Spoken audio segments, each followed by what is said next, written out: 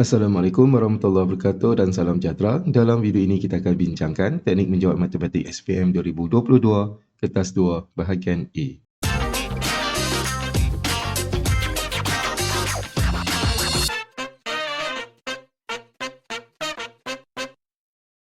Dalam video kali ini kita akan bincangkan soalan percubaan dari negeri Kelantan.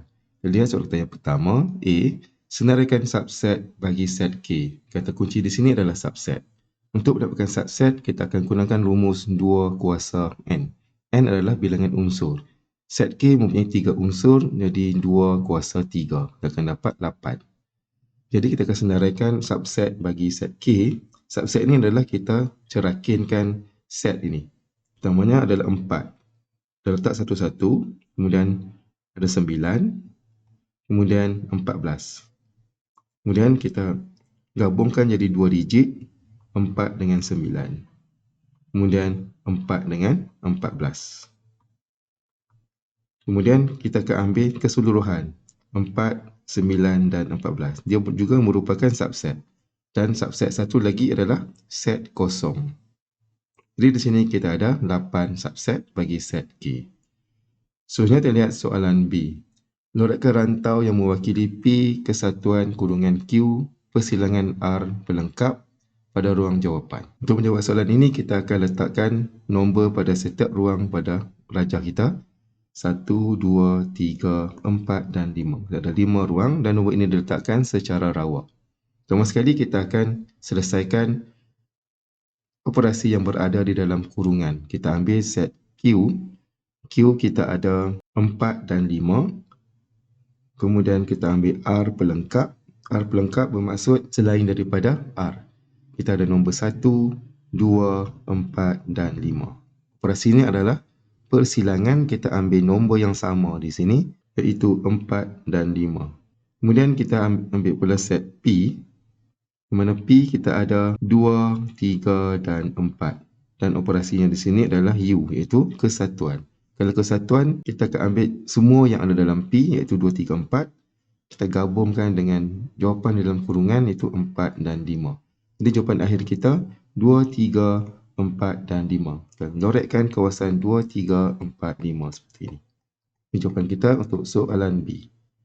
Sebenarnya dari segi pemberian markah, untuk soalan A, kita senaraikan semua subset, kita akan dapat 2 markah. Soalan B, kita lorekkan kawasan, kita akan dapat 2 lagi markah. Dan kita akan dapat 4 markah bagi soalan ini. Seterusnya soalan nombor 2. Rajah 1 menunjukkan sebuah graf nyatakan bilangan bucu, tepi dan juga darjah. Untuk soalan A, bucu. Bucu ini merupakan titik ataupun bintik. Kerana di sini kita ada 1, 2, 3, 4 dan 5. 5 bucu. Jadi jawapan kita adalah 5. Seterusnya adalah soalan B, tepi. Tepi ini merupakan garis yang menghubungkan bucu. Kita lihat di sini kita ada tepi 1, 2, 3, 4, 5, 6 dan 7. Jadi jawapan kita B untuk tepi adalah 7. Seterusnya C adalah darjah. Darjah pula adalah bilangan tepi yang ada pada setiap bucu. Kita lihat bucu pertama, bucu yang dilabelkan sebagai nombor 1 di sini. Kita ada 1, 2, 3. Jadi kita ada 3 darjah. Kemudian bucu yang kedua, kita ada 1, 2. Kita ada 2 darjah.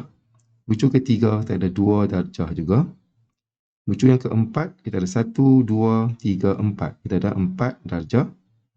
Kemudian bucu yang kelima, kita ada 1, kita ada 2 dan kita ada 3. Kita ada 3 darjah.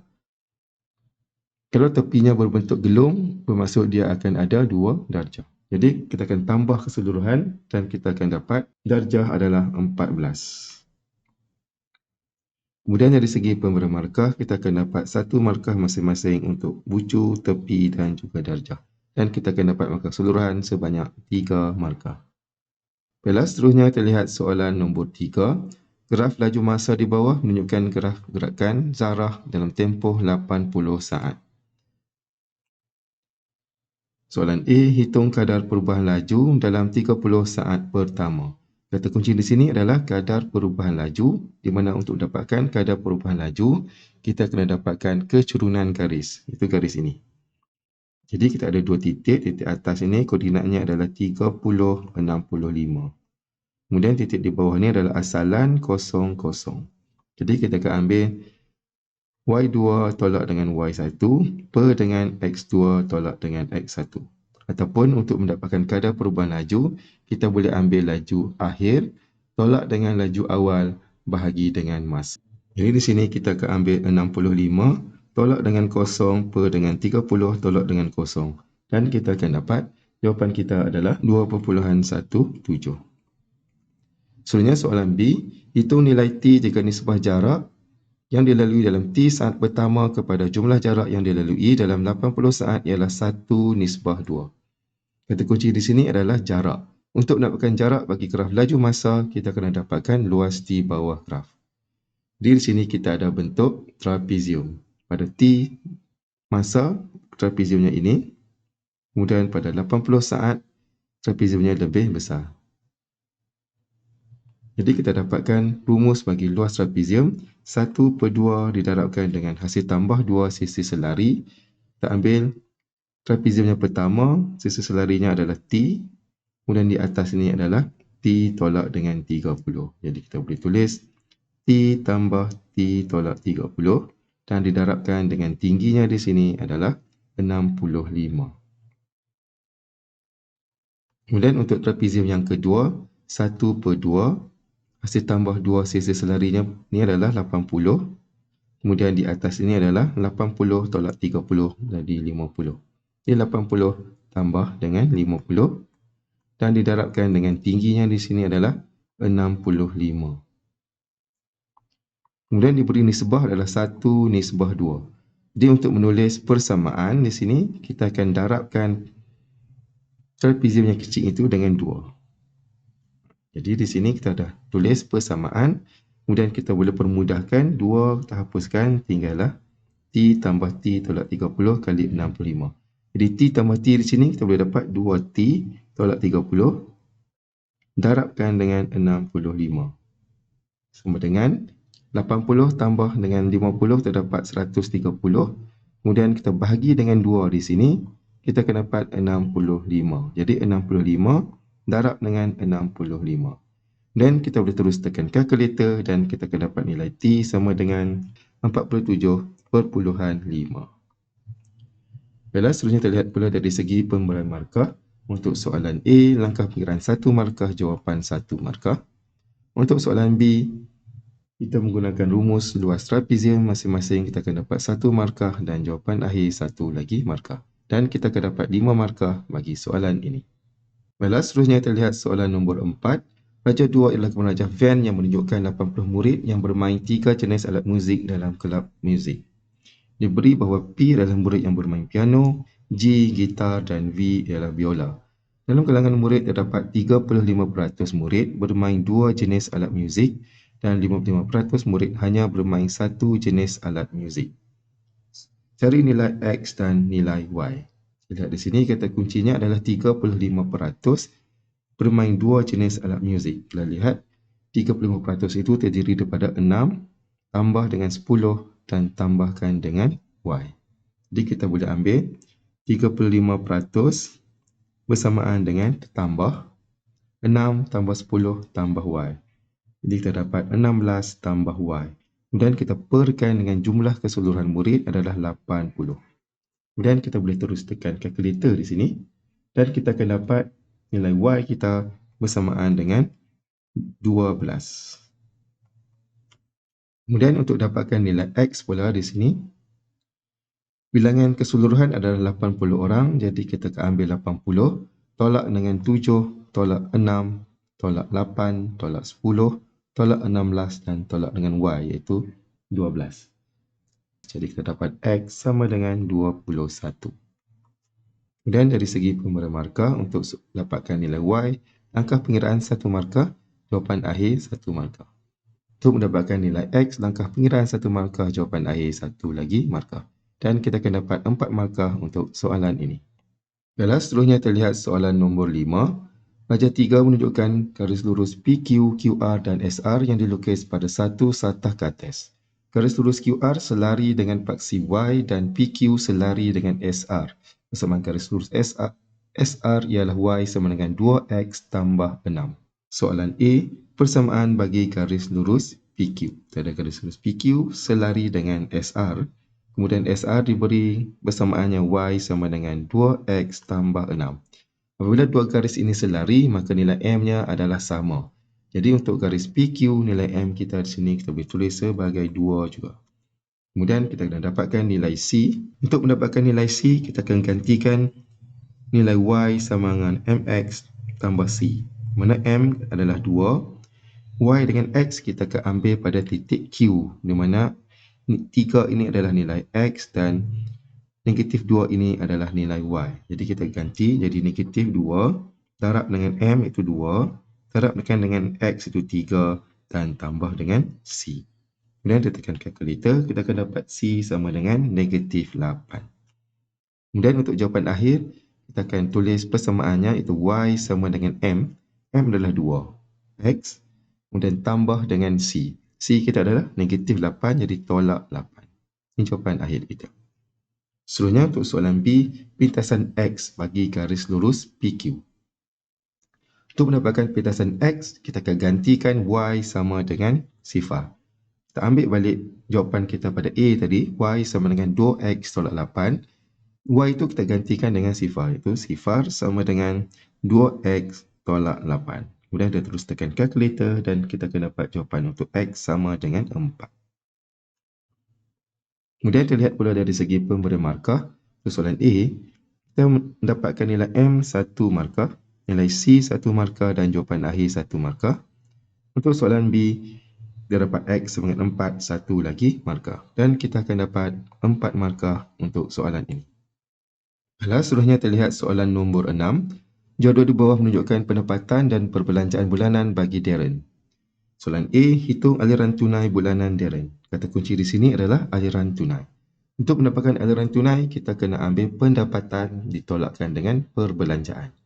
Jadi pendapatannya adalah RM3,200 dan juga komisen RM350. Kita tambah kedua-dua ini, kemudian kita tolak dengan RM1,850, tolak dengan RM700 dan tolak dengan RM400. Dan kita akan dapat RM600.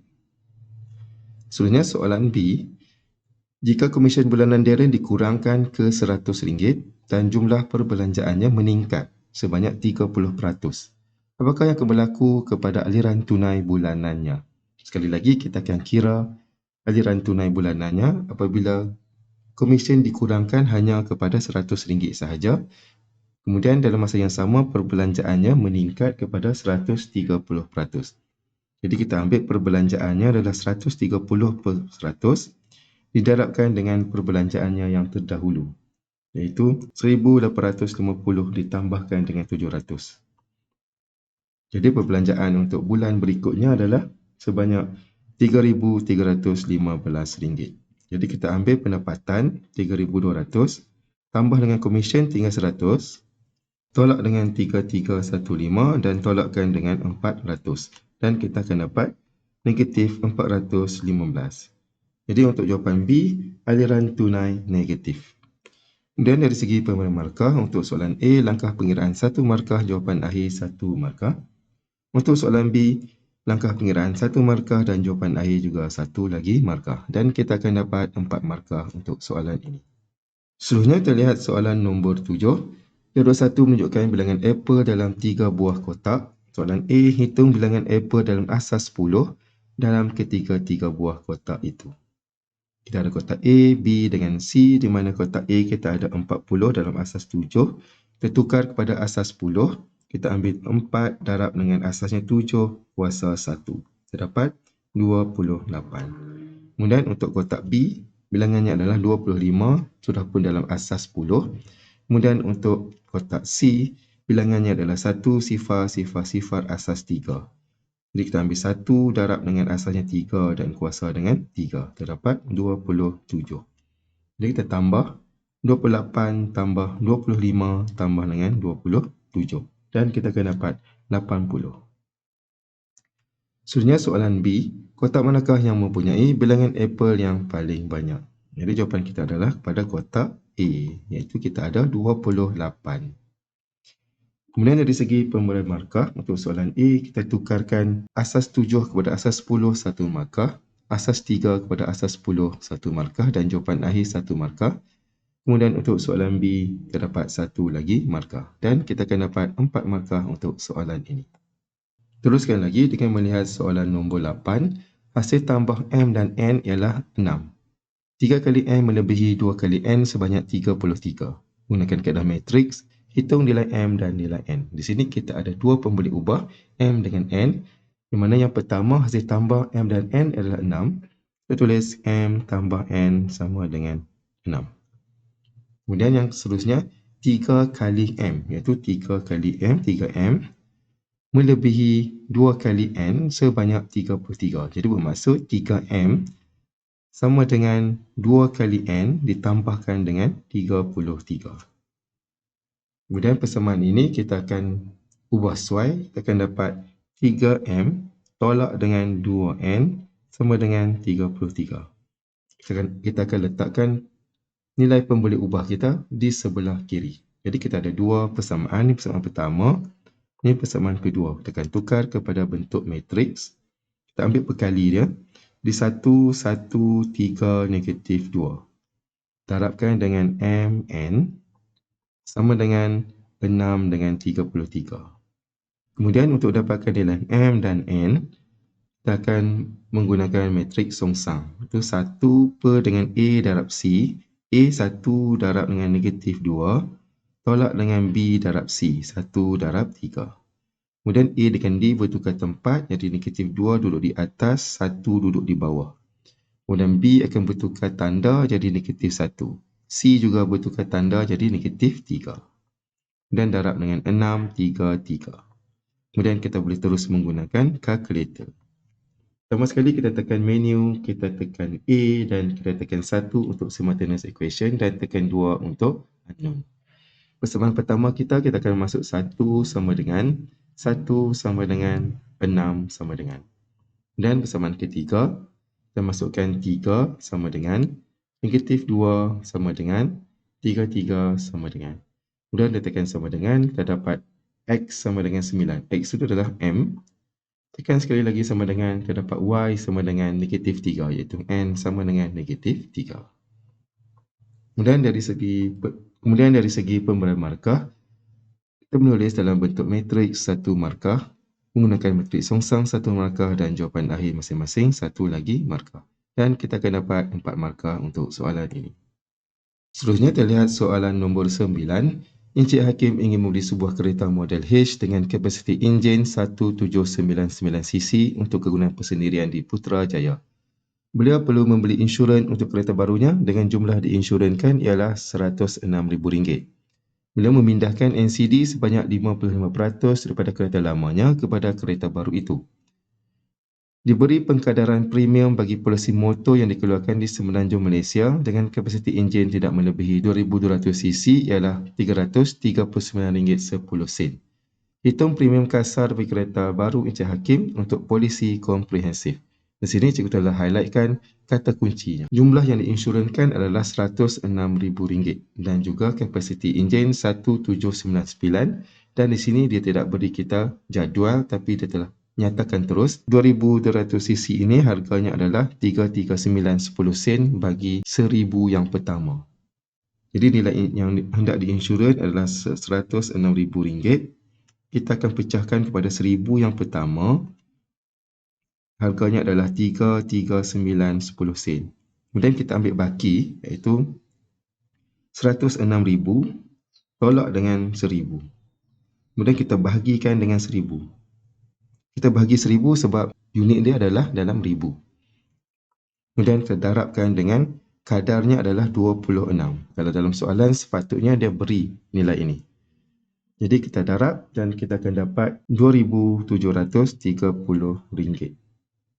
Jadi untuk mendapatkan nilai insurans, kita tambah 1000 unit yang pertama tadi dengan 2,730 iaitu RM339.10 tambah dengan RM2,730. Kita akan dapat RM3,069.10.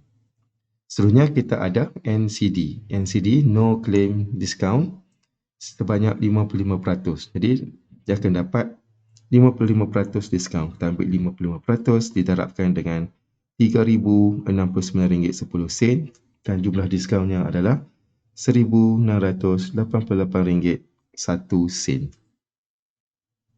Seterusnya kita akan tolak nilai insurans dengan diskaun dan kita akan dapat RM1,381.09. Ini jawapan kita untuk soalan ini. Kemudian dari segi pemberian markah, kita mendapatkan nilai bagi RM1,000 yang pertama, 1 markah.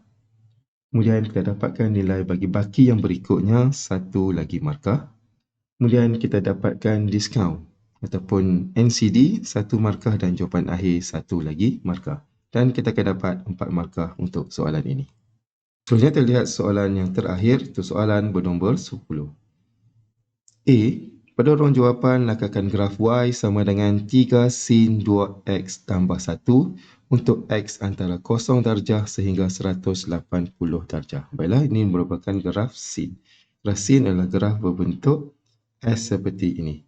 Dan kita lihat nilai A di sini adalah 3, kemudian B adalah 2 dan C adalah 1. Jadi A itu merupakan nilai amplitude, di mana tinggi graf kita ini adalah 3 dan bawah ni juga adalah 3. Kemudian B itu merupakan tempoh. Di sini diberi B sama dengan 2, bermaksud kita ada 2 corak S ni dalam tempoh 360 darjah. Tapi di sini diberi pada kita X sekadar 180 darjah saja. Jadi kita akan lukis satu bentuk lengkap bagi graf sin ini sahaja. Kemudian C. C ini merupakan kedudukan graf kita. Kalau C1 bermaksud kita mengandaikan bahawa paksi X kita telah berganjak 1 unit ke atas. Jadi kita lukis paksi X di sini. Ini merupakan paksi hayalan kita. Bermaksud apabila C sama dengan 1, paksi X seolah-olah berganjak 1 unit ke atas. Ini X. Ini hayalan kita. Kemudian kita akan lukis graf kita di mana coraknya adalah berbentuk satu putaran lengkap, satu ayunan lengkap 180 darjah. Kemudian nilai A-nya ataupun amplitude-nya adalah 3 unit. Jadi bermula di sini dan maksimumnya akan jadi 4. Lukis macam tu sampai ke sini. Kemudian dia akan turun, amplitude-nya juga adalah 3 juga. Nilai minimumnya adalah negatif 2 di sini. Jadi kita akan buat macam tu sampailah ke sini. Jadi ini adalah lakaran untuk graf bagi Y sama dengan 3 sin 2X tambah 1. Selanjutnya untuk soalan 10B, cari nilai-nilai X apabila Y sama dengan 1 selain X sama dengan 0. Kita lihat Y sama dengan 1 berada di sini. Jadi nilai X kita ada sini 1, 2 dan 3. Kita ada 3 tempat. Jawapan pertama adalah 0 walaupun diberi dalam soalan nilai X dengan 0. Dan nilai X yang seterusnya di sini adalah 90 dan yang kedua adalah 180. Sebenarnya kita lihat pula dari segi pemberi markah untuk soalan A. Kita melakar graf dengan betul. Kita akan dapat 2 markah. Untuk soalan B, kita akan dapat 2 lagi markah. Dan markah keseluruhan untuk soalan ini adalah sebanyak 4 markah. Baiklah, sampai sini saja untuk video kita pada kali ini. Sekian, terima kasih, selamat belajar dan jangan lupa untuk menonton bahagian B dan bahagian C pula.